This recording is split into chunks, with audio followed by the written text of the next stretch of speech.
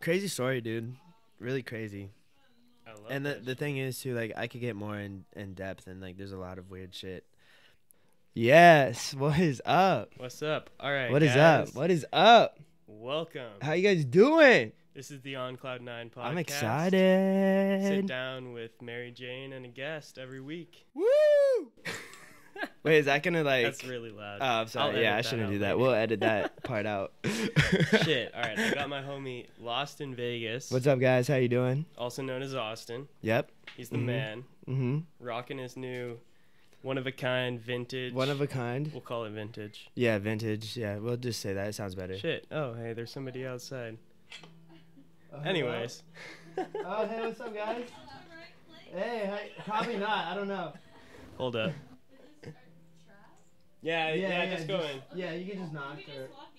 Yeah. Sure. Yeah. Yeah. Why not? All right. Well, sorry for that interruption. Yeah, that's fun. I love that. It's great. Everybody's just in Dude, on it. shit This happens is all the why I time. love this, because this is real life. All the Like yeah, nothing exactly. is like perfect. You know what I'm saying? Something is always gonna fuck up or happen or whatever. It's like, Yeah. you know what I mean? Like people are gonna come in, people are gonna come out. It's like whatever, dude. Just go with the flow. Just live with it. You know what I'm saying? Cheers, Dude, cheers. bro. It's so good to see you. It's so good to see You you. you're too. my ginger brother, bro. Dude, I hope it's you know been that. a minute. You were gone. Yes. Yeah. I'm always like, I feel like I'm always gone. I feel like I'm always coming and going. Yeah. Like I feel weird staying in one place. Staying on the grind. But you know You you know. love LA the best. I love LA, bro. Like LA is, I love LA. I love LA. Let's just say that. I was Yeah. gonna. Oh, and that's a dog. It's a dog. So, for the viewers, we are actually in Mod Son's house right now. This is my Yeah, room. This is Austin's room. Yeah, All his this is my artwork art behind right him. here. I got Lil Peep. I got Jay Z. you know. I got a Mod Son original right here. And Damn, yeah, that's so there's like 1,000 dogs in this house. So if you guys hear any barking, just like that. I'll try and mute it in the edit, but we'll see. That is We'll why. All right, so funny. for people that don't know, Austin is a We're brothers. writer. Yeah, that's true. We're not Not- brothers. We're stepbrothers. We and probably are like long lost though. genetically like I mean, gingers are all like, related somehow. dated back thousands of years. Like we probably are real brothers. Like I feel like that term is so loosely like said a lot in conversation. Like, yo, dude, you're my brother. But like when I see you like as a fellow ginger, like that is like I mean, there was a You connection are my from the brother. first time Mod introduced us. Like, Yeah. we fucking clicked. we you have know? to say that story. We have to tell that story. It's not even that good of a story. What? What? It's a crazy story. All right, well, you tell no, it. okay. I mean, it's really Well- not. It just is to us. Because we're gingers. Or no. Oh, It's a wait. secret. We can't say the hard R. That's gingers. All right. We don't want to, So- you know. Get Yeah, yeah. You- let me yeah, introduce this guy. Okay, yeah, Yeah. let's do that. All right. So my homie Austin kills it. He's a writer, singer, musician, making his own music, killing the game, going on tour, doing all that, making his own clothes, doing his own art. He is a full-on Renaissance man. Man, thank you. Wow. Check him out. Don't fucking slack on this shit. Bro, you just need to travel with me. Did I like, miss anything? No. I'm just pretty much a badass. I'm just kidding. I'm just kidding, but for real, Enough said. I always like being creative like isn't specific on anything, you know, or I'm True. not specific on anything that I do creatively. You know what I mean? Like You when don't I tie can't. yourself down. You don't Yeah. lock yourself in. Yeah. I'm a painter, Yeah, exactly. and that's all I do.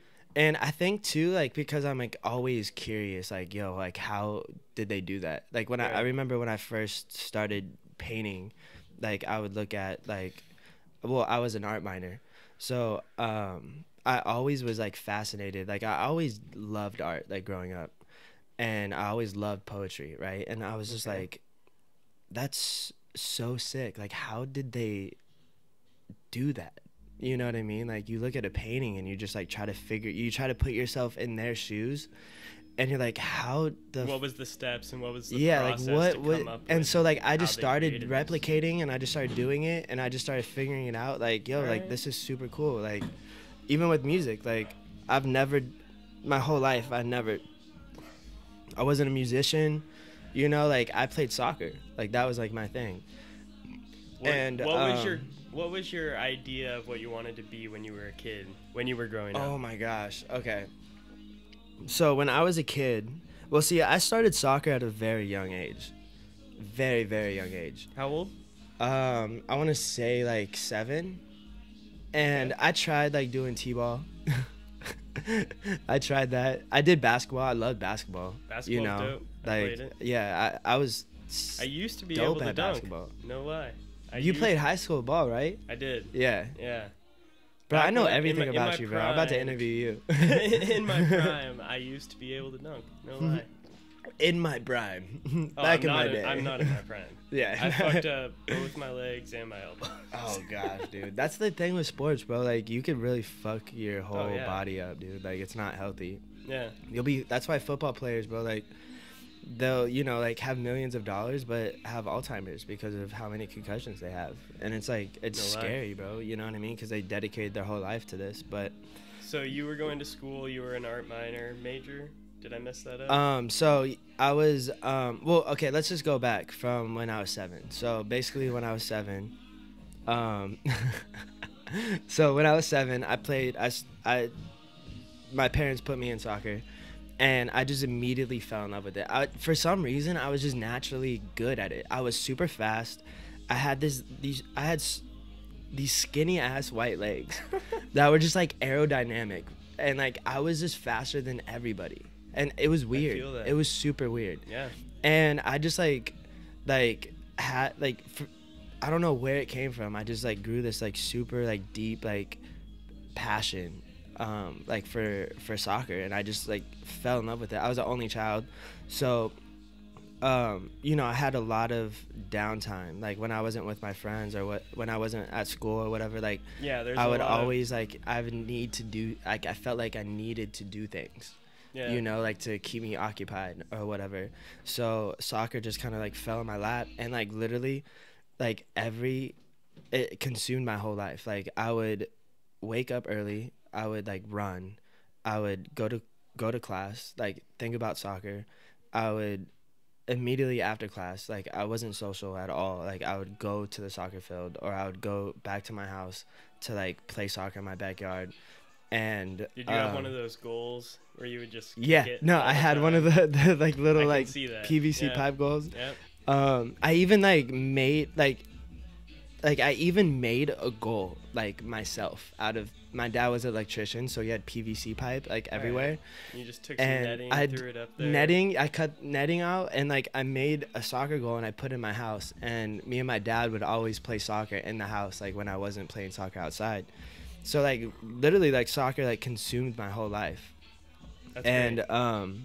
Having sports or like yeah. at least something to do when you're a kid besides just like hanging Yeah. out and playing video games Uh-huh. or whatever. Yeah. It's so key. And like I love doing that, but like honestly, like my heart like was with soccer, and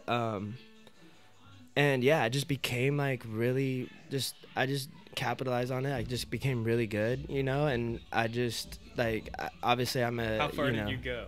so basically I played club soccer, okay, and then once I you know, got out of the middle school level, I tried out for the Olympic development program for Nevada, and I made that, and I was a captain of that. And then so basically with that, that's like the best players like in your state, Yeah. they get together and then they go to regionals, right? And then from that, that's how like the US national team like, or like the regional like team pick their players to eventually Olympics, eventually eventually, like yeah. become part of like the US like 19 national team or whatever. And so I ended up doing that. I was on like the all-star team and like all that stuff, like every time we went to regionals. And I went to high school. I ended up getting recruited to this Catholic high school All right. that's in Vegas. It's called Bishop Gorman, and I was so excited to go to Bishop Gorman. Like, it was like my dream because all of my favorite players, like from Vegas, played at Bishop Gorman. And I knew, like, in order for me to be great, like, be a good soccer player, to go professional, It was just the next level. it was for you. like, that was like the thing that I needed to do. And also the coach, Victor, was named one of the best coaches in the nation. Shit. And so that was my dream, to be coached by him. So what happened with that dream? So basically, well, okay, so this is a crazy story. This is a crazy story because Flip it. yeah, I just did it. You just take it. Sorry, my phone I is had blown to up. confiscate his phone. Yeah. Sorry. This is the reason why I can't do Sorry, anything. Lex. Sorry, Lex. I'm gonna call you back. I apologize. She'll understand. So I'm gonna be just like completely open with you. Please. This is my first podcast, so Please. like, He's so- losing his podcast virginity, guys. yeah. Cheers. So oh god. Just one. So basically, yeah, that's good shit. Yeah, that's good stuff. So basically, I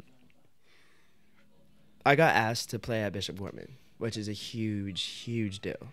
And for that those was of what you you wanted, guys right? who don't know what Bishop Gorman is, Bishop Gorman is one of the best ranked high schools, private schools in the nation.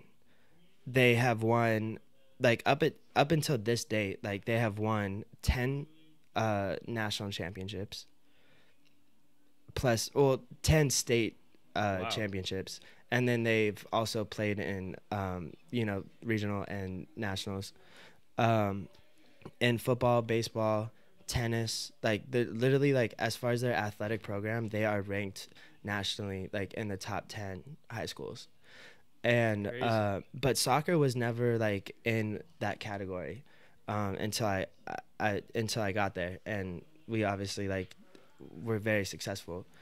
But basically, so I was a freshman going into Gorman, and my freshman year was a very successful year, but also very frustrating because I had seniors that were in my spot.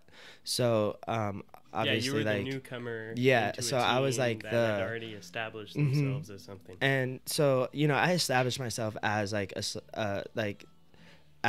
a really great soccer player. Like, in my freshman year, like, I performed as good as the seniors. So like, and that was like my ultimate goal. Earning their respect. Yeah, and so we ended up winning a state championship my freshman year, All right. which was amazing. Congratulations. And that was my first experience of like high school soccer, like that level of play. And then so my sophomore year, this is where it kind of gets weird. My coach, Victor Alvarez, he didn't coach my freshman year because he had throat cancer. Oh shit. Yeah. And that was okay, like though? that was hard. But I mean, is he okay? okay, so this is I'll get into that. So my sophomore year was an amazing first year, and I was performing at my best level of soccer. Right. Like, as a player, I was doing everything that I could possibly do, and I was capitalizing. I was, like, I had a lot of results. Like, I was one of the best players in Nevada at that time. And so Victor Alvarez, he ended up like recovering from his throat cancer, and he ended up coaching. He became like an assistant coach at the time, and which was amazing for me because like he would coach me personally, like before practice, after practice, and we ended up qualifying for the playoffs, right? And I had one of the best games I've ever played in my life in the playoffs. And the next day we had this like cool down like training that we would do after games. You know, like it wouldn't be like super extensive, but he pulled me aside. Like I remember this like it was yesterday. He pulled me aside, and he was like, he had this like really raspy voice because he could barely talk. He was like, yeah, yo, Austin, like I'm gonna make you like the best soccer player in the nation. Like you're gonna go professional. You're gonna be the best soccer player, and like I know it, and like I want to help you. And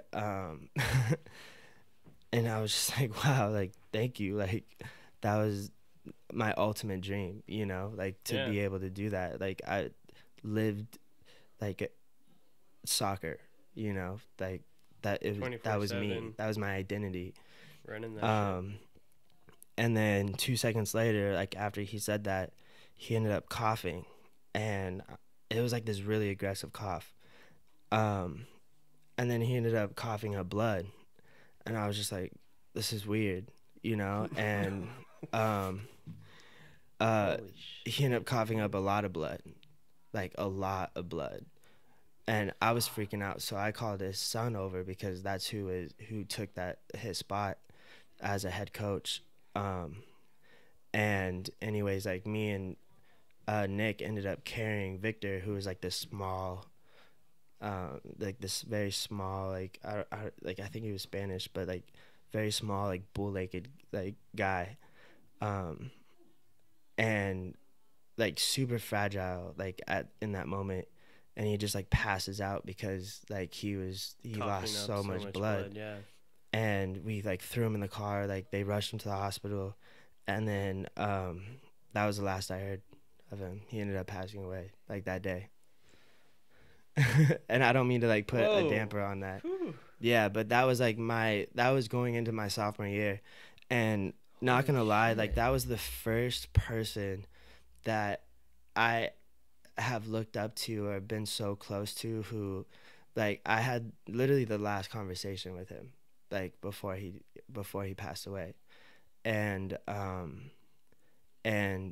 that like sticks with me so many times. Like I've never told the story to.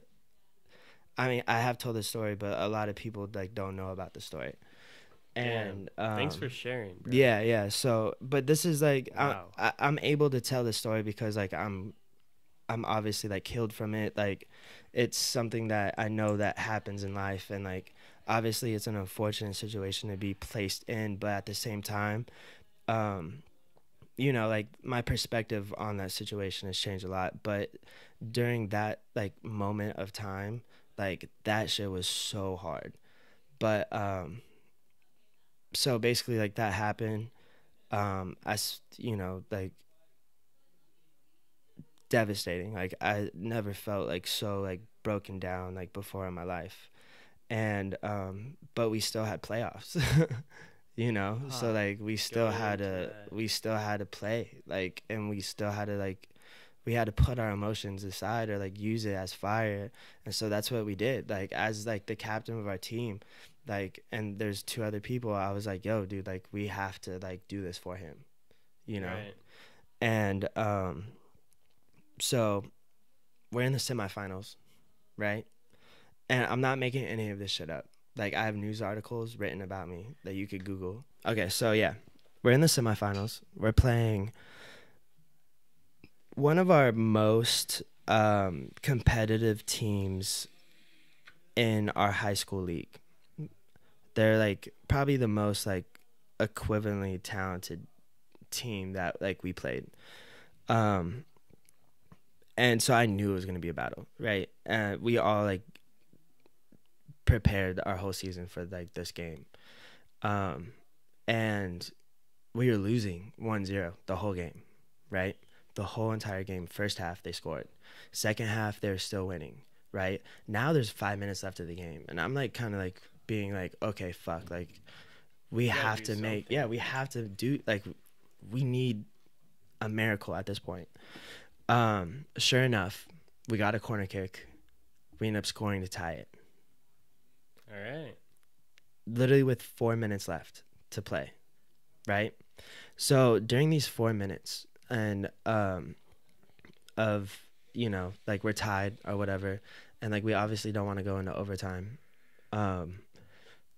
I go into this 50-50 ball with defender, and we ended up like tripping over each other's legs or whatever, and I fell like super hard on my shoulder, like super fucking hard.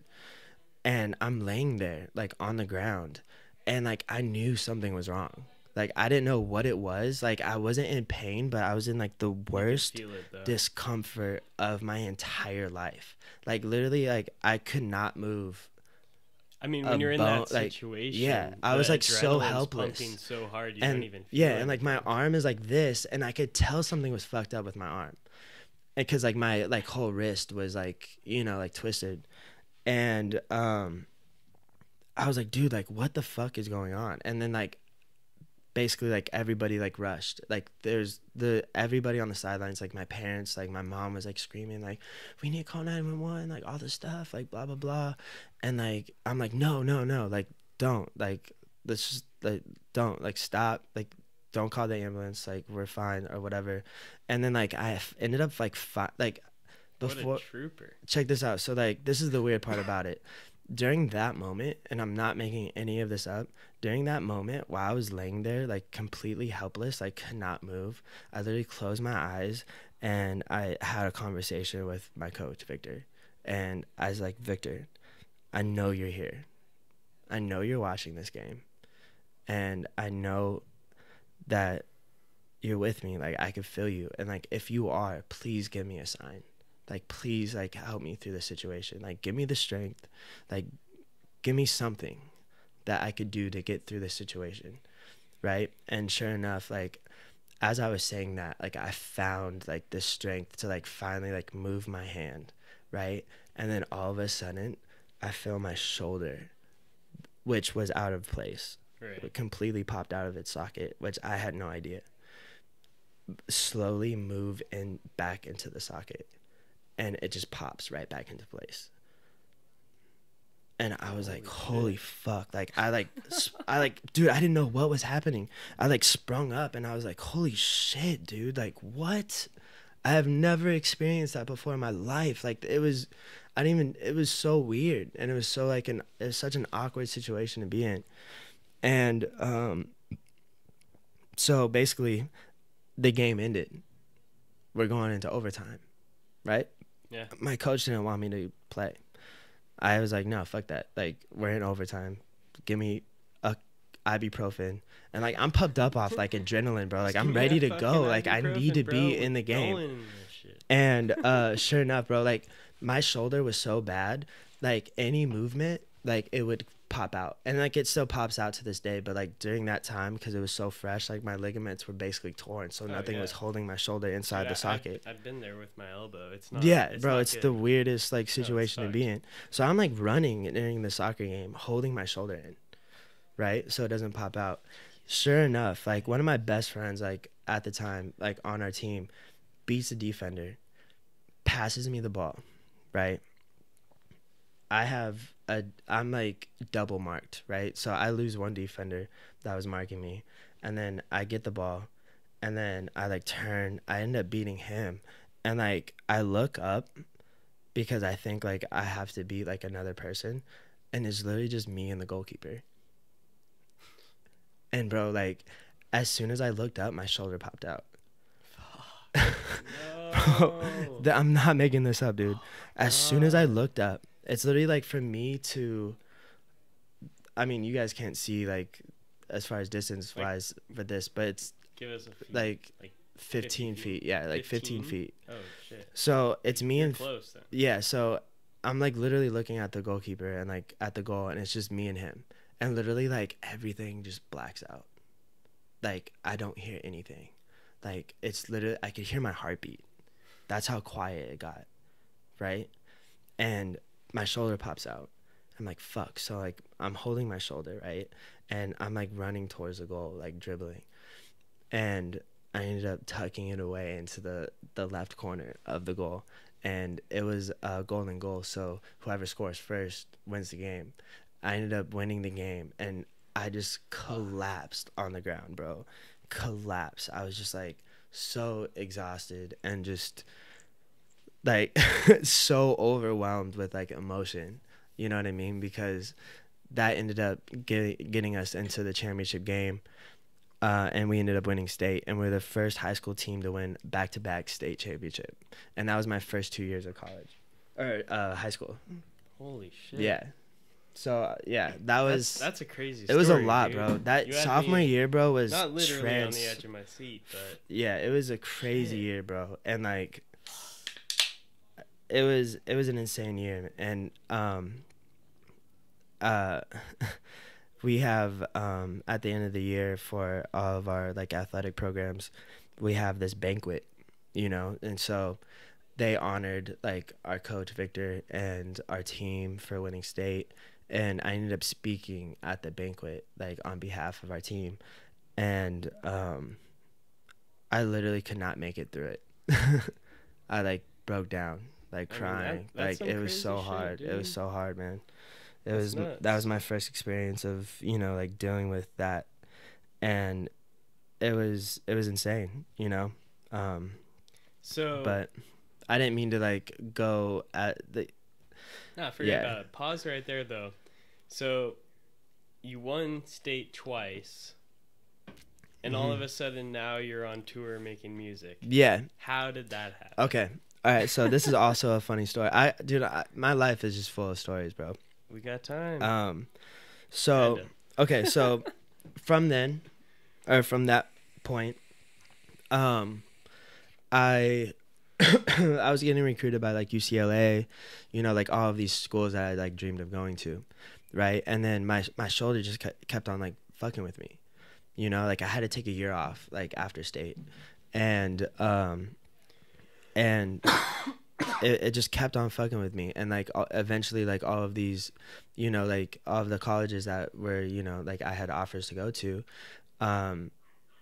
they just stopped hitting me up because they found out that I was having issues. I had, with you your body. know, I mean, exactly, and they could see it because they would go and see me play. They would see like my shoulder pop out. I would have to go back out like off the field, pop it back in, and go in. It didn't matter how well I performed or whatever. That's not the best. Yeah. Situation. So, like, oh, we want the guy whose shoulder pops out right when he kicks. Exactly, and I don't even know like how this happened, but I ended up getting an offer from this school called SIUE, and they didn't originally give me an offer at first. They wanted me to go out and train with their team. Okay. And this SIUE, Southern Illinois University, right? Never really been to like St. Louis I mean, or Illinois, like in that area. Did not know that was a college. Yeah. Yeah. We'll see. But I don't know shit. The reason why though is because the year that I went there was their first Division One. Like that was them becoming Division One. They're like a junior college. They had just transitioned. Yeah, they transitioned from not junior college, but a Division Two school, and they're getting into Division One. So they needed like young talent, and they offered for me to train, and it's almost like an open tryout. So I was like, okay, cool, like I'm gonna do it. I killed it. They ended up offering me a scholarship, so I was like, okay, let's do this. So sure enough, I found myself, you know, at SIUE and like in the middle of St. Louis, like in the small town in Edwardsville, you know, playing Division I soccer, and I'm just like, you know what, like this is my dream. Like I love this. Like this is amazing. Like woke up at like 4 every day, trained, you know. Yeah, went to school. Dude, it was hard, bro. It was so hard. Yeah. I've never been pushed so hard before in my life, like until I got to that point. Like I thought I worked hard, but no, that totally just completely wiped out all of my ideas of me like working hard at all, because that like playing Division I sports is a 24/7 job between going to school, waking up at 4, training, doing 2-a-days, and then trying to like that's rigorous. Find the strength, you know what I'm saying, to like it's do your schoolwork. Yeah, exactly, bro. I would fall asleep in class because I was so exhausted. You know what I mean? Like it was it was a crazy experience. And then but How did that lead to music though? so check this out. So my freshman year, my dude. Yo, what you doing? How you doing? Yo, cheers, my friend. You guys Oh, filming right now? Yeah, we're filming the podcast. Oh, podcast? Yo, this is my Hey, guy hey, Richie right here. Hey, I'll be out here in 2 seconds. But This is my guy Richie don't over forget here. To tell you something how you do every day. Bye-bye. Hey. Oh, My Richie, guy. come back. Come My on. guy. How you doing? Yo, my guy. I love that guy. Oh, shit. So, You got into music freshman year, now. I ended Freshman up year. meeting one of my best friends. His name is Jake, and he played Division I tennis at the school. We were in the Okay. same like dorm room, right? And me and him just like clicked it off. Like we just we clicked. We were vibing. Like he ended up like, becoming my best friend in like 2 seconds. It was weird. And sure enough, like one of these like random nights, like it was during like the weekday, I was chilling in his dorm room, and like we were drinking, like hanging out, like kind of like what me and you were doing, and he ended up like pulling out his laptop and was like, yo dude, like did you know I made music? And I was like, no, like what are you talking about? And he had like this like Fruity Loops and these recordings like on these like instrumentals of him rapping. And I was like, All right. dude, this is tight. Like, what? Like, I didn't know you could do this. And he's like, yeah, man. And I was like, dude, like, how'd you start? He's like, I started writing poetry. And I was like, no fucking way, dude. Like, throughout my whole high school. That's what rap is. It's just Yeah. poetry to some And beats changed up a little bit. throughout, and like one thing, like when I was playing soccer, like I always had this weird connection to music. I never like, it wasn't like strong enough for me to like feel like I needed to like fully indulge in it. But I always, music shaped my whole life basically. And you know, so I started like writing poetry at a very young age. And so like when he said that, I was like, dude, that's crazy. I have a mountain full of notebooks like in my dorm right now of poems Yeah. and stuff like that. So anyways, that night, bro, like we stayed up till like 4 a.m. I had to go to training at 5. So I literally went to bed, took a nap, and then woke up for training. But that night, like we literally, like, this sounds weird, but like we just would read each other's like poetry, like to ourselves or to each other. And I was like, dude, this is crazy. He's like, dude, you could easily do this. And I was like, really? And he's like, yeah, dude, like you could easily do this. Like we'll like start recording. And I was like, okay, cool. So I would skip like study sessions. Like we had study hall. Like I would skip study hall, and like me and him would like go record for like 7 hours. That's dope. For 7 hours we would record. We like, check this out. We're like, if we're gonna really do this, let's do this. Like let's do this right. So we were obviously like broke college kids. So like I got whatever money that I had, you know, like in my pocket, like in my bank account or whatever, which wasn't a lot. He got all of his money that he had. And we ended up going to Best Buy. We're like, hey, this is what we have. What could we get? What kind of mic could we get? We ended up getting a mic. We ended up getting a cardboard box, right? We ended up getting a McDonald's like cup tray, right? And we like we used that as like filters, and we glued it inside Hold of up 2 the seconds. All right. yeah. We'll just have to go. I'm fine with Mod's music. Yeah, it's all good. Better than the screams. Yeah, that's all good. So Got all this we shit, did like making a music. handmade studio, and Dope. so we have this like janky ass Hey, studio. that's a shot, Nick. Take that fucking shot. Yeah, bro, Go on. straight up. So like yeah, we made this janky studio out of cardboard and this like cheap mic that we mustered up with whatever we had. And I'm like, dude, like we need a filter. And so like this girl that I was talking to like at the time like lived a floor above us. So I was like, hey, can I borrow your pantyhose? So like we got pantyhose. We used her pantyhose as a filter. It was the jankiest dorm room studio you could possibly ever A have. filter, ask your neighbor if you can use their pantyhose. Yes. That's, if you could take anything away from this podcast, Please. pantyhose. Pantyhose. That's it. But so It'll do yeah, you good. that was it. From then I just like, at the time, like I was starting to like lose my interest in soccer because of just like a lot of things that I mean, just, you had found something else. I did, but it was weird how it happened though too, because I didn't plan any of this, you know, like I didn't plan on doing music at all. Like that was never my plan. No one, I mean, there are exceptions, but Yeah. no one fucking plans Yeah, to do yeah, whatever yeah. they want to do. Yeah. Like, they end up in that situation because of all these other things affecting their lives. Mm-hmm.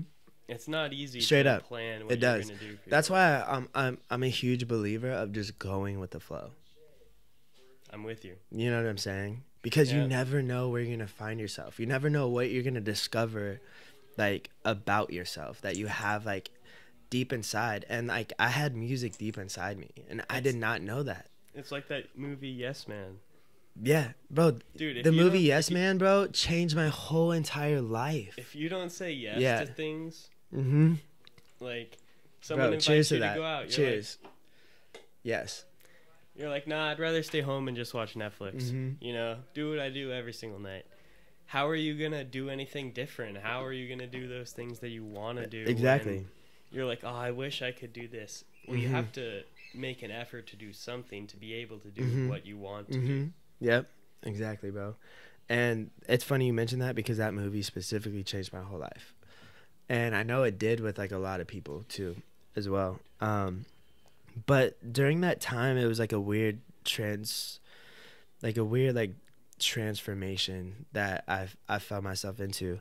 I ended up hating soccer so much that like I fell into like a really, really deep depression. Really? Like, bro, like I'm telling you, like I was in such a dark place. Like I love people. Like I would literally lock myself in my room, shut my door, turn on all of the lights, and just like cry. And like I would call my mom and dad and be like I know I'm better than this. Like I don't know like why I feel this way. But like I fell into the deepest depression that I have ever experienced. Fuck. Like for me. And it was so bad, dude. It was so bad. I'm glad but- you got out of that shit, But dude. you know why I got out of that? How? Music. Like There you I go. like soccer was not doing it for me, and like I felt so bad. I was in this situation, Hunter. I was in this situation. I played soccer my whole life. You dedicated. My dream Everything from to it. 7 years old was to play at UCLA, to play professional soccer, to go overseas. So for 90% of my whole life, that was what I was destined to be. Yeah. Imagine At the flick of a fucking switch. I just didn't want that. And I'm like, Changes. I wasted my whole life. I wasted all of my parents' money. I wasted all of these people's time who believed in me. And like I didn't want to quit. Like, but I knew I needed to quit, but I didn't quit like because It's hard. all of these people invested so Yeah. much time into me as a player. Like Victor, like my parents, like coaches, you know, personal trainers, like all of these people who like believed in me to like because they knew like I could play professional. Like I felt like I But was shit letting all of them happened. down, and like I like felt so conflicted because like I wanted to get out, but I felt held down. You know what I'm Right. saying? And I was like, fuck, like I don't know what to do. Like it was such a dark time.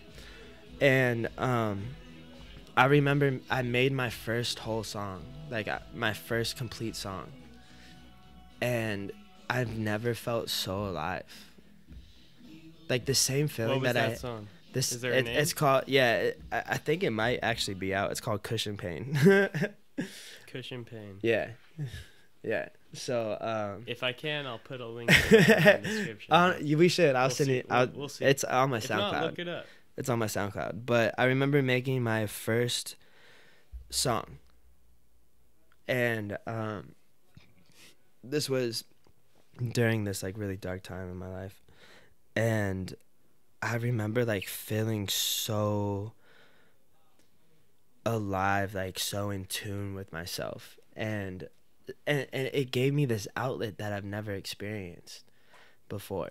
You know, like it was like this different experience. Like it wasn't Something like soccer. creative. Yeah, it's like It's a whole different vibe. Yeah, and I was like, wow, like I didn't know I could do this, and I did it, and I like that moment I like became obsessed with music, and I was like, dude, like I need to make more. So I made my first song. Okay. I fell in love with music. All right. I was like, dude, this is so sick, and like I didn't think of it at like being like something that I could see myself doing, right? Until like I kept on doing it, and I was like, wow, like this like, you know, is something I could like is you know, like becoming something like more like that I was like getting more involved in. Right. And excuse me. So basically I was still thank you. I was still playing soccer at the time. So I really had to look at myself and be like, hey, look, like, what is my future going to be? Right. Still try to go pro. Choose a and path. do something. Left or right. I was at a fork in the road. And I was like, still. Spoiler alert. He chose music. I chose music. That's funny. But yeah, so I like that was hard because like I didn't want to let anybody down, but my heart wasn't in soccer anymore.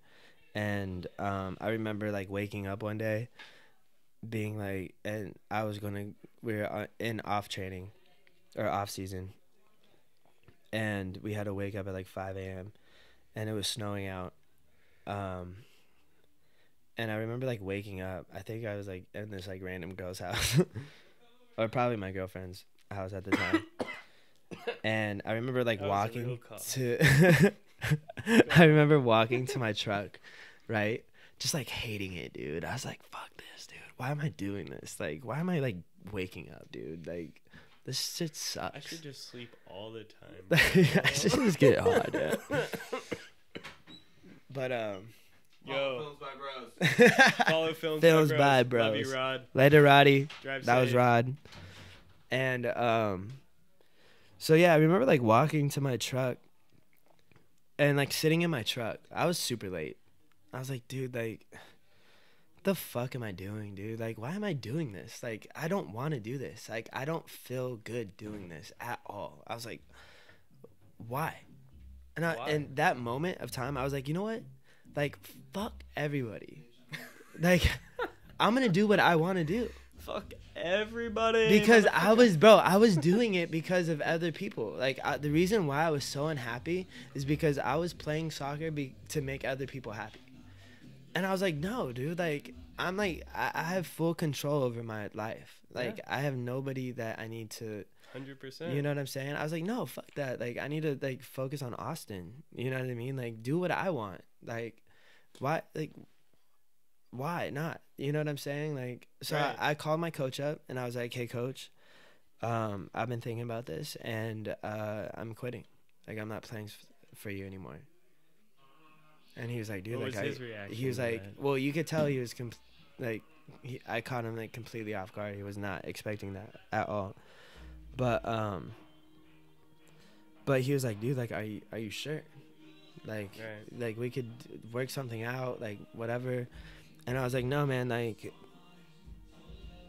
no, like this is my decision, you know. And he like tried to convince me to like stay, like try to work something out.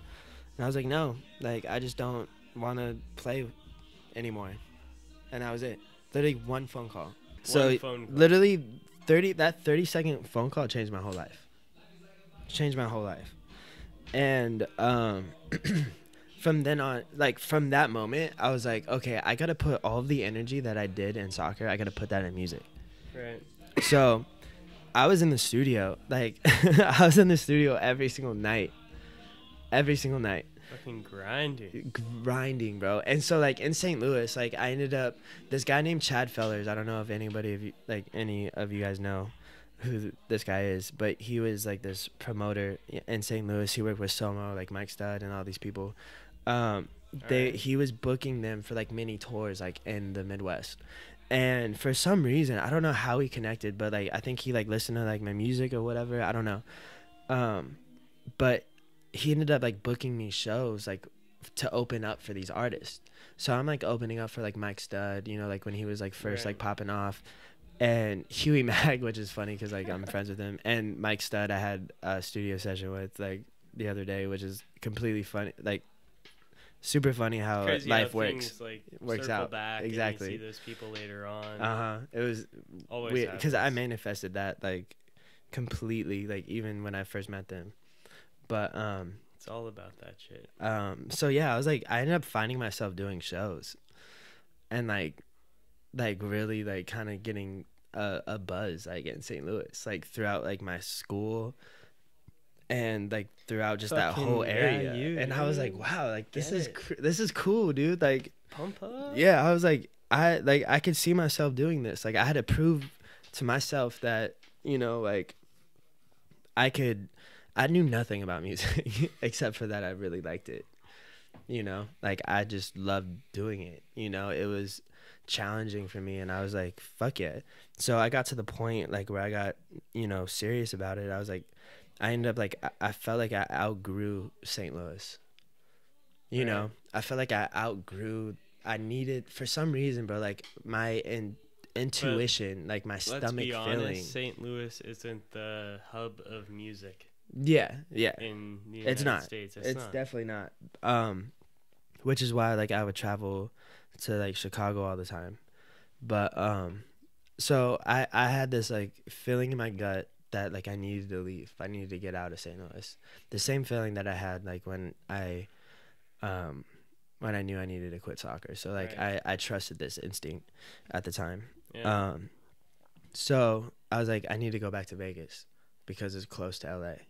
So I ended up going back to Vegas, transferring to UNLV, and still doing music, but like focusing a lot on school because like I was in my like 400 level classes, and it was just like a lot. And like that whole time, like I was so unhappy because I was spending a lot of my time like doing school, like schoolwork. You know, I was working on the Strip like as a host, so I was like, you know, that took up a lot of time. So like really music took like a back step to everything. You had to fit time in just to be able to pull like, that off. Exactly.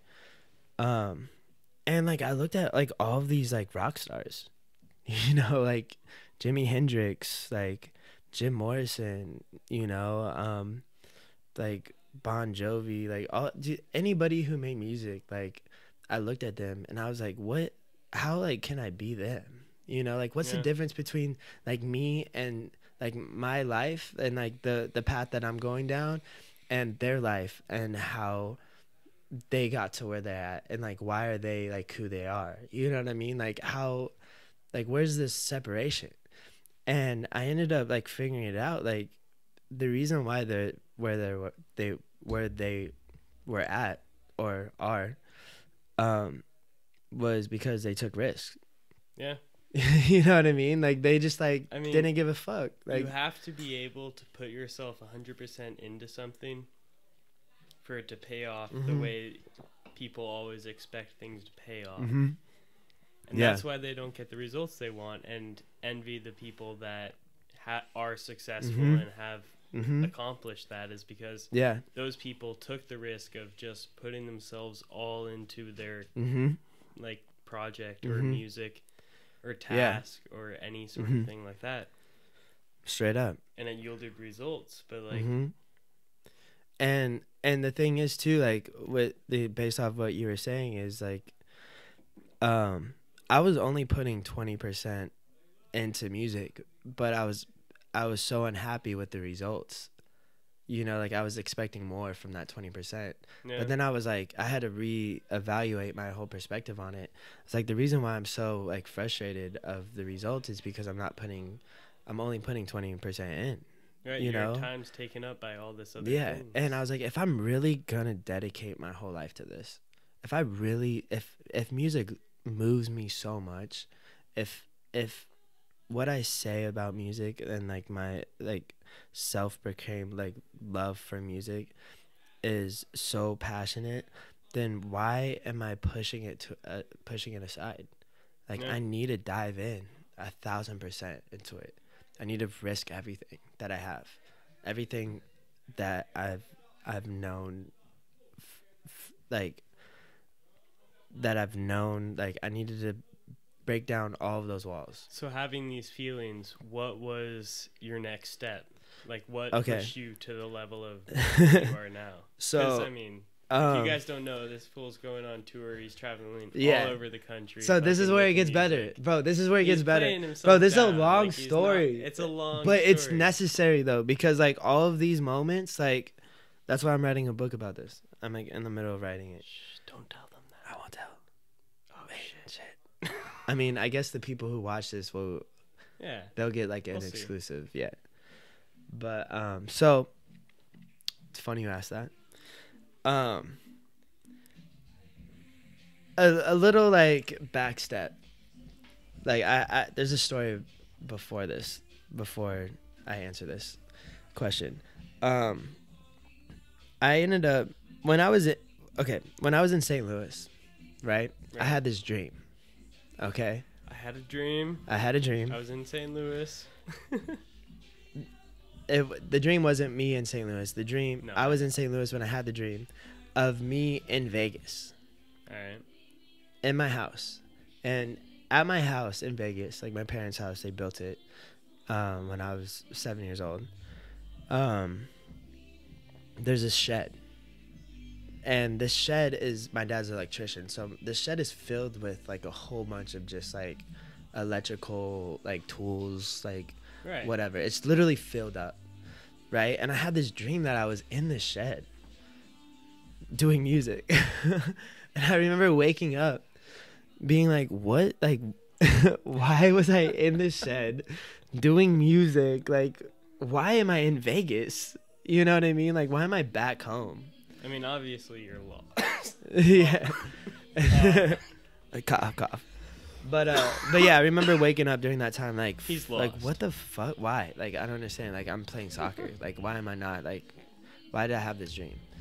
You know? And sure enough, fast forward like a whole year, I'm in my shed. Like I ended up like before I remembered this, I forgot about this dream, Right. right? Dream came by, went, you forgot Mhm. about it. Transferred, I'm in Vegas. Year later. I ended up cleaning out the shed. Right? Because I had this all that crazy idea. electrical I was equipment. like, I didn't even tell my dad. My dad was so mad. He was like, he woke up one day and all of his shit Oh, was God, I thought outside. you were joking. And no. So like literally like in the middle of the night, bro, like I was just like, fuck this. Like I'm just gonna clean the shed out. I'm gonna make this a studio. This is gonna be like my area. And sure enough, dude, like Taking 4 risks. hours 4 hours later, I was like, I cleaned out the whole shed. And I ended up getting this producer that I still work with. His name's Sean Kennedy. Like we ended up getting like this like thrift store couch that was like $100 and this desk and a chair. And my cousin at the time, he used to do music, but he had Rocket speakers, like Rocket Speaker 8s, which are amazing, and this like desktop Right. Mac that he wasn't doing. I was like, dude, just give it to me. Like I'll make more use out of it than it just collecting dust. Like, and he's like, you know what, dude, you're right. Like, have it. So I got all of that stuff. And like, sure enough, like I just have this studio in my shed. You know, I just made the studio in my shed. Manifest that shit. And I'm dude. like, wow, like this is crazy. And like I remember sitting down and like looking at the monitor on my screen, and then I had this weird deja vu, like this crazy deja vu. I was like, dude, like I've for sure been here before. And then all of a sudden, click. A dream. I was in that moment. I was in my dream that I had a year ago in my dorm room.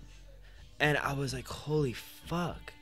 Like, this is so crazy, dude. Like, this is not a deja vu. Like, this is like way more than that. And that's when I knew, like, that was what I needed to be doing. That was a sign for me. That was like, that was something that, like, I needed to take this a step further. And so I did. And, I remember, like, being in that shed. Like, a lot of shit happened in that shed. Like, a lot of music was made. A lot of bad music was made because I was still learning. And I remember, like, playing mod son music. Like, just, like, I don't know, like, I didn't know of him until, like, I was in the shed, and I was, like, looking through artists, and, like, his music came up. I think it was Mushrooms. Or it was Mushrooms and, like, Andy Warhol. And I remember like listening to his music. I'm like, dude, like this guy is dope. This guy is super dope. Like he did art, I did art, you know, like his visuals, his concepts were like just so amazing and just so like out of the box and like creative and like just like kind of like aligned with with, you know, like just how I saw myself as an artist. Right. And I never thought anything of that. I just was just like, yo, we would just make really good friends. And so that happened. And then one day, you know, I come back from school, like, I was just, like, fucking angry because I had to, like, go back and do homework, and, like, I didn't want to do homework, and, like, I had papers, bro. And I was like, dude, fuck bro. Those, dude. Bro, fuck paper. Fuck papers. Straight up, dude. Like, oh my god, dude. Like, it was just so frustrating. I was like, why the fuck am I doing this? I found myself in the same situation I was in, like, when I played soccer. I was like, why am I doing this? Like, I'm only going to school because my parents want me to. I'm seeing a trend here. You find yourself in that situation a lot. Yeah. Yeah. And it's always things. It's me outgrowing a lot of things and, like, me discovering myself. Yeah. Finding yourself as a person. Yeah. And what you want to do.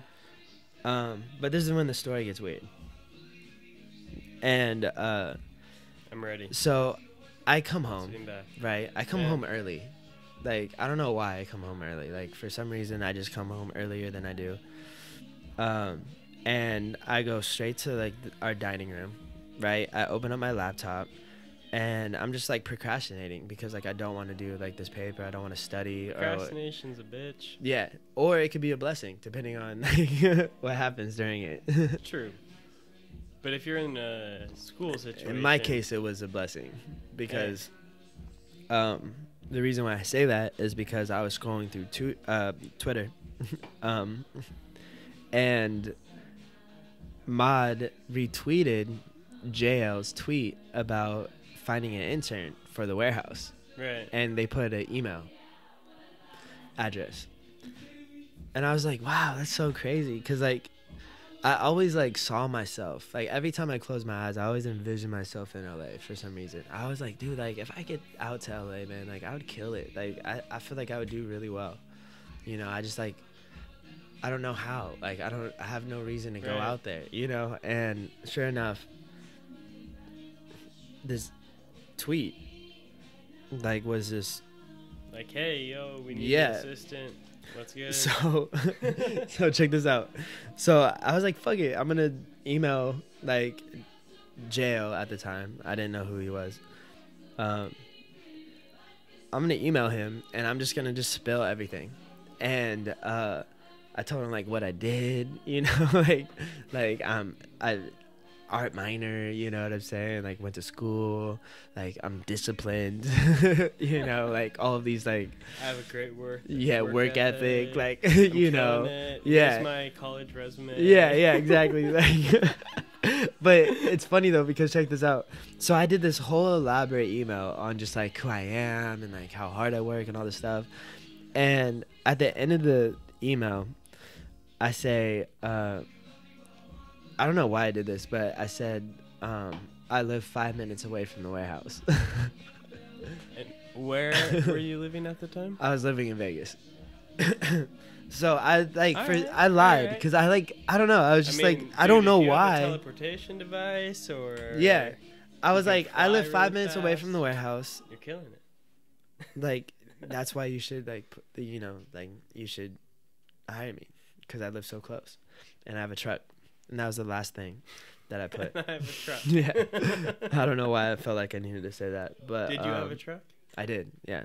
All right, at least you had a truck. Yeah. So I guess that wasn't like me halfway lying, but so anyways, he hits me back and he's like, "Yo, dude, I love how you live so close to the warehouse." And I was like, "Dude, yes." Like I knew I should have put that in there. Yeah. But then I was like, "Fuck, like I don't live 5 minutes away from the warehouse." I was like, "What am I gonna do?" And he was like, "Can you meet tomorrow?" And I'm like, "Fuck, tomorrow I have class. Like, what am I gonna do?"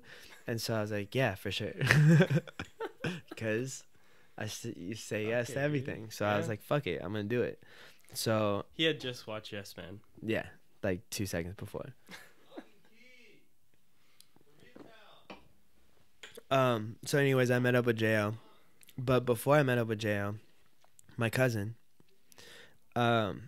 he lives in LA, and so every time I go to LA, like I would always stay with him. I would always hang out with him. Right, you had a place. Yeah, and me and him, like, we're super close, like super, like. I never had like a family member that I was close to, you know, for a lot of reasons. But you know, he was a cousin that like I, you know, like really vibed with, like and you know, I could see, you know, like how he was passionate. He is passionate, and you know, so I ended up going to his apartment before the interview. And I was telling him about this interview that I was going to go to. And I was like, "Hey, like, do you know where this address is at?" And he's like, "Dude, like, it's 5 minutes away." So, bro, the address, bro, from Zach's apartment, bro, take a minute to, like, really absorb this, bro. Take a minute to absorb this. That is fucking 5 minutes away. 5 minutes away. Shit. 5 minutes away, bro. So you kind of didn't lie, but I didn't lie, but exactly. So like I was like, dude, this is weird.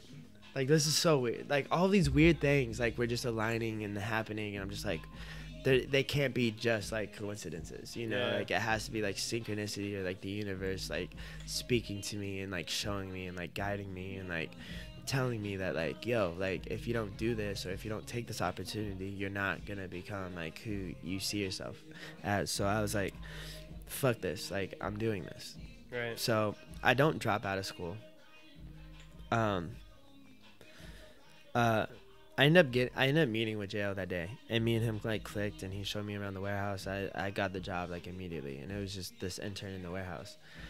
And I was like, dope. But then like I found myself in a situation where like I have a job in LA. Right. But I am going to school in Vegas. Kind of a dilemma. And but my like, parents don't know anything about what I'm doing. Yeah, let's not tell them. So I'm like, fuck. Like, do I keep this a secret? Or like, do I like tell them? Because I know their answer is going to be no.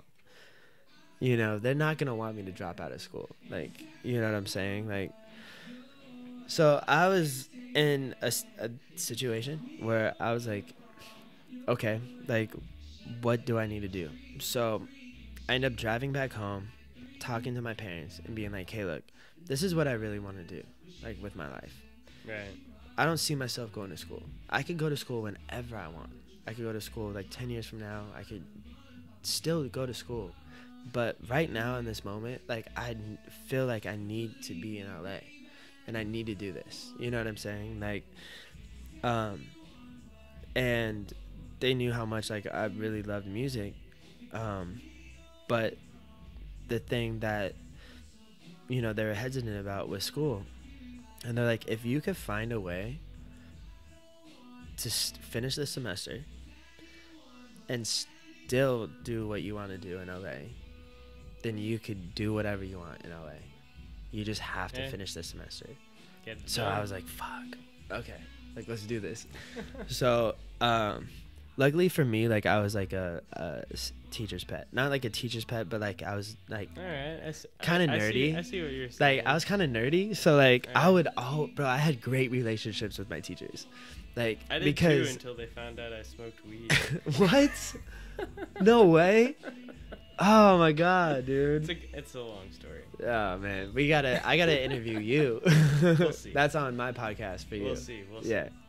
But so anyways, like I ended up going to my teachers and like letting them know, like, hey, look, I still want to like be in your class. I love being in your class, but I was given this opportunity and I really need to take this.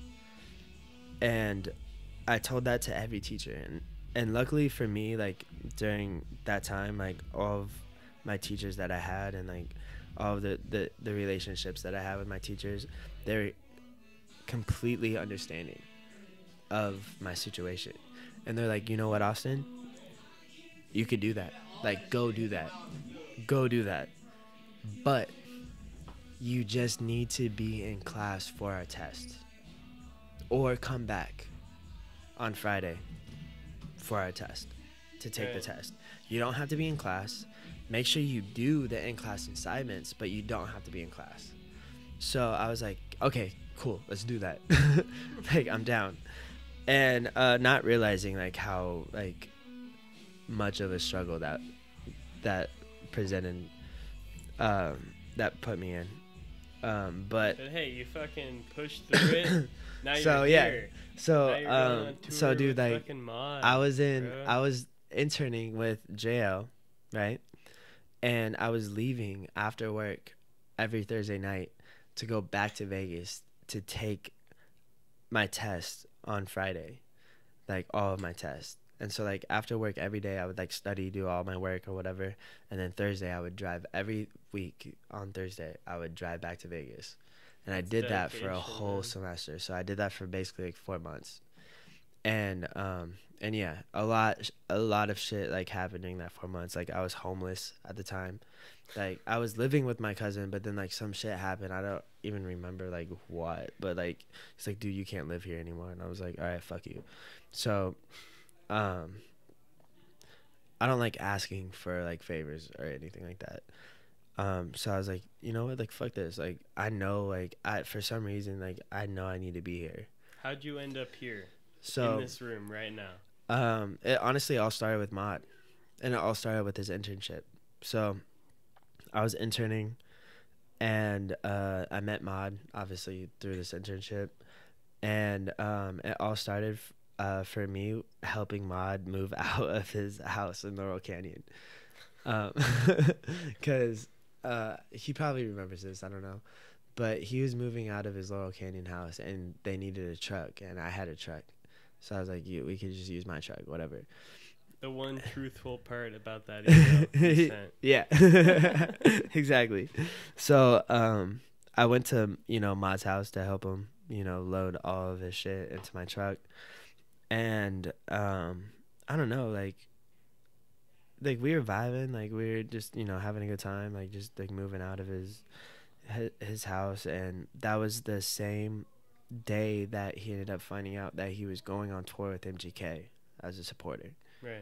And I was like, holy shit, dude, that's crazy. Like MGK, like I grew up on MGK, Right. I was like, that's huge, like congrats. And he's like, thanks, man, like do you want to come on tour with me? And I was like, on tour? Like what are you talking about? And he's like, I don't know, like we could figure something out. Like you could do merch, right? Like you know how to do merch? And I was like, well, I do merch at the warehouse, so I'm assuming it's no different. And he's like, yeah, dude, just like come on tour, do merch. Yeah. And I was like, Just okay, fucking fuck do it. it, dude. Yeah, fuck it. So like here I'm at. That's it. I mean, there's a lot of other stories too, like a lot of other shit that happened, but basically like that was the start of it. Right. So you start doing merch. Mm-hmm. You're doing all that. You go on tour. Which tour was this? This was the Alpha Mega Tour. All right. Yeah. So you go on the Alpha Mega Tour, doing merch. When did you pitch the idea, or did you even pitch the idea of you doing music with him on tour, or opening for him in a sense? So I never pitched the idea of me being an artist. The whole time I didn't want Mod to know I was an artist. Like that whole time I was on tour, but he ended up finding out. Okay. And Kels and like the whole team ended up finding out that I did music, and like they would listen to my music in the tour bus, and they would like the next day they would tell me like, yo dude, like I didn't know you made music. Like what, like we were just jamming your SoundCloud like the other night when we were going to Indiana or like whatever. And I was like, what? Like That's crazy, dude. I was like, you, like I didn't say anything. I didn't say I was an artist. I didn't promote my music. I didn't push it on anybody. It just ended up like happening like organically. Right. And you know, like obviously, you know, like it was known at that point in time that I did music. You know, Mod was aware of that. But you were still doing the merch and all that sort of yeah, stuff. Yeah. And I was still like on tour. Like halfway in the middle of the tour, I stopped doing merch. And I like got moved up to this like personal assistant like role or whatever. What did that entail? I don't even know if I could say what that entailed. Just low key say it, and then It was to create an overall better environment for Mod and Kels. Gotcha. So just like whatever you think that would be. I mean, I know what you're talking about. It to create a better experience for them to be able to have fun and perform. Yeah. You know. So basically I got girls and drugs. But yeah. So I did that, and then you ended up on stage. Yeah. So that tour ended, okay, and I ended up going back to Vegas to work on music because I was super inspired. I spent like 2 months watching Kels perform, you know, like watching Mod perform, like living with Mod like inside of the Sprinter van, you know, and I just felt like I needed to make music, so I went back to Vegas for like a month, created a project that I really liked, and I put it out, and then like Mod heard, you know, the tracks and was like, yo dude, like this is dope. And so basically when I went back to LA, I started, you know, hanging out with him and, you know, like kind of like living with him almost, but not really. Like I was still living at, you know, my cousin's house. You were just but over I was there all the time. all the time, and he was always in the studio. So I remember one night, he was gonna. This is when he just had Chuco, and he was like, "Yo, Chuco. I'm gonna go take Chuco on a walk. Like, here's like a beat or whatever. Like, go on it, and like write to it." And so I'm like writing to it, and we ended up creating "I Know a Man," which is like our first like project together, and that song is basically the reason why I was on the BB tour. Like, if we didn't create that song, I probably, and he even told me that too, like, we had conversations like, yo, dude, like, he was like, yo, if we didn't have, like, I Know a Man, I probably wouldn't have even invited you on tour, but, like, I Know a Man was, like, so cool, or it was such a cool vibe, you know, like, it was an easy vibe, and, it's that one thing that you do. Yeah, it was just, I don't even know how to describe it. Like, it just happened. Like, it was just organic. Like, nothing was forced, and nothing was, you know, what it was, like, felt unnatural, you know? Like, everything just, like, fell into place. And so, anyways, like, he asked if I wanted to go on or be a part of his, like, new hippie group, which consisted of, like, me, Joey Alva, and Angel, and Brennan, I think, at the time. But so I was like, fuck yeah, let's do it. Dope. Yeah, so that was my first. That's how I got my first like tour. I was doing like two songs, or no, I was doing one song. Yeah, and it wasn't even I Know a Man because like I was so nervous to perform I Know a Man because it was like me singing, Right. like I wasn't comfortable on stage. So me and Ma did another song called Too Many. It's like too many thoughts up in my head. Yeah. I don't ever sleep and do that when I'm dead. And I ended up performing that. That was my one song that I performed on the BB tour, and that was it. So, yeah, yeah. So cheers. Cheers to that. to that one song. Yeah, cheers to I Know a Man. I mean, shit. Just goes to show. I wonder how many people know about I Know a Man. Oh, I bet probably like 2% of anybody watching, maybe. Maybe. I'm giving them the benefit. It's of the on his doubt. SoundCloud. Yeah, but So if you know Ma, go on his That's old SoundCloud. school. Yeah, and that's go. old Yeah. school fucking In comparison to what I'm podcast. doing now, bro. Oh my Yeah. gosh. I mean, now you have like multiple albums in the works. You're Yeah. fucking killing it. Yeah. Thank you, bro. Yeah. I mean, shit. It's crazy, bro. Like talking about this. Low key. You got a Bro. laptop right here. Yeah. What Dog. what can you play? Talking about this whole story. Oh no, my computer just died. Well, shit. You all good. guys just missed the fuck out. Just missed. You're just gonna have to wait for it. Yeah. But dude, Part it's so two. It'll weird happen. talking about this because I mean, like it's- very rarely I reflect on like how like it's not like you reflect every day about like No, dude. moments like this, like I mean, you basically just told me your whole life story. yeah, which is like exhausting. I love it, though. It's a lot. It's a exhausting. lot. I feel like we could. Batteries are still going. I Yeah, mean, we're good. We killing got it. Bruce. We're killing Bruce. it. We got Bruce. Just hanging with the bros. You know what I'm saying? Bros, hitting the J's, getting Mhm. high every day. Shit. But yeah, crazy story, dude. Really crazy.